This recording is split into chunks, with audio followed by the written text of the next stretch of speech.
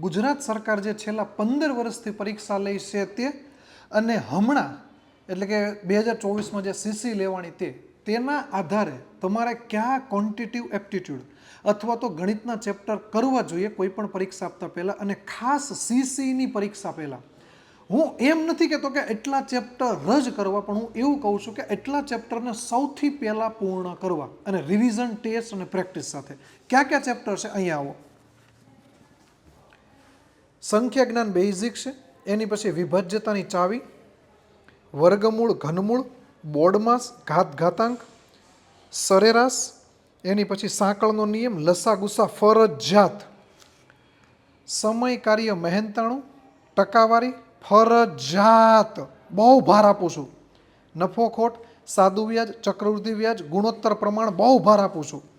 એની પછી ઉંમર બહુ એટલે બહુ ભાર આપું છું. આ ચેપ્ટર કર્યા વગર જાતા નહીં.